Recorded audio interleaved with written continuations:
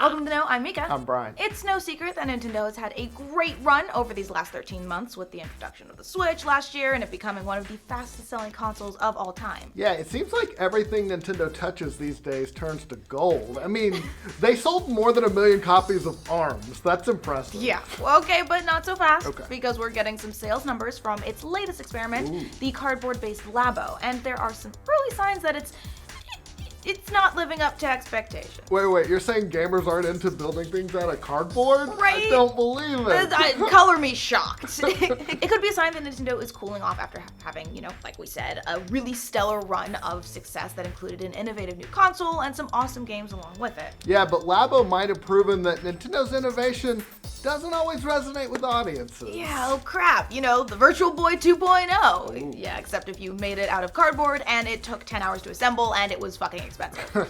All right, let's get into some background before we get into the numbers. First off, the Labo, if you aren't familiar, is a series of educational add-ons to the Switch. Yeah, you heard me. Educational. That's fun. Yeah, super fun. Why didn't it sell better? With the help of some pre-printed cardboard and a lot of patience, you can transform your Switch and the Joy-Cons into devices like a piano or a fishing rod or even a robot exosuit, and then use the Switch's controllers to play a bunch of mini-games. Yeah, it really is a unique and creative concept. It's what we've come to expect from Nintendo, but would it resonate with audiences? I guess we've kind of blown that already. Yeah. But after all, cardboard and video games, kind of a weird combination. Yeah, well, according to some early numbers out of Japan, it looks like the response hasn't been as hot as Nintendo might have hoped for, and Japan buys everything. So. Yeah, this seems right up their alley. Yeah.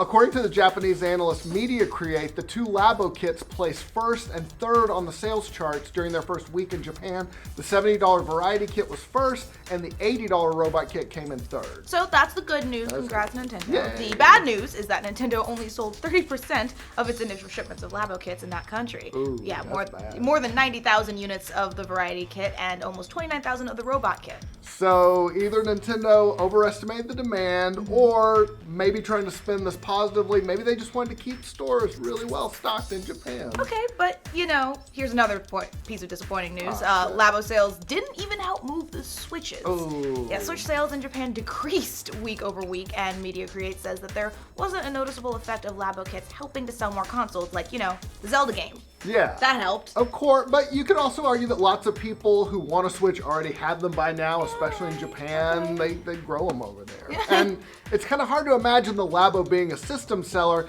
compared to something like a high-profile exclusive, an actual video game. Right. Meanwhile, in the UK, Labo wasn't even able to knock God of War out of the top spot for this week, which isn't a huge surprise considering that God of War was a very high-profile mainstream exclusive for the PlayStation 4. That's good. Yeah, also it got incredible reviews and is currently the highest rated PlayStation 4 exclusive ever of all time, according to Metacritic, so Yeah. hard for that to be beaten by cardboard. Yeah, a mad dude with an axe beats cardboard. Yeah, I'm pretty sure. Yeah, and Labo's very, very different, though, from a full-on AAA video game. I mean, like, half the fun in Labo is the process of building all the peripherals. The minigames, they aren't anywhere near as robust as modern games. Of course, but that's not the point, either. Right, so Labo probably never had a chance of outselling God of War, but what might be a little more troubling is that it also didn't outsell Far Cry 5, which has been out for weeks now. And considering that video games do most of their sales in the first month, it's not a great sign that Labo wasn't able to knock off Far Cry 5.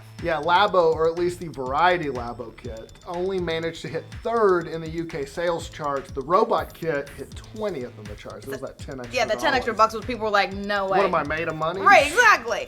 There might be a bright spot, though, moving forward for Labo. Japan's Golden Week holidays are starting soon, I think as of today, and so are the summer holidays, so there's a chance that it might see a bump in sales then because Japan shuts down for a week and everybody's for just real? home. Yeah, that's what Golden Week is. It's like, Okay. Japan's closed, go home. That's cool. We need that. We here in do. America. Right? But all in all, these numbers, they do seem a bit underwhelming for Nintendo's cardboard experiment. Right, and while Labo always seemed like a niche venture, maybe this was what Nintendo expected all along. Yeah, that's true. But still, only selling 30% of your shipments, not a great sign. I'm sure they'd rather have sellouts. But then again, Labo seems at least partly geared towards kids, and lots of gamers are on the young side, which means they haven't procreated yet. They Or haven't had their sex. allowance isn't enough to cover $70. That's true, Yeah. yeah. And for parents who might be considering Labo, that $70 to $80 price range might be a little steep for cardboard peripherals that your kids might destroy immediately. I mean, it's too steep for me, and I'm not gonna destroy it. I'm not buying $80 cardboard. My kids would fuck that shit up real quick. Yeah, I'm a dad, YouTube commenters. Yeah, you're right about me.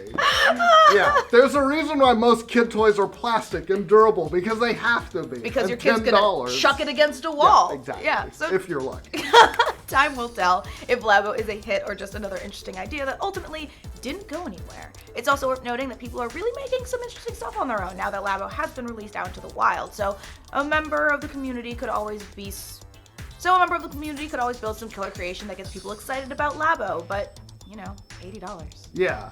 But, I mean, yeah, there's nothing like the hive mind when it comes to making cool stuff, so who knows what people come up. And then maybe people are like, oh, I need a Labo. It could be the next hot thing. Yeah. Yeah. But it's not right now. Nah, not right now. So what do you guys think of the early sales numbers for the Labo kits? Did you get one? If not, why not? If you did, do you like it? Why so? Let us know in the comments.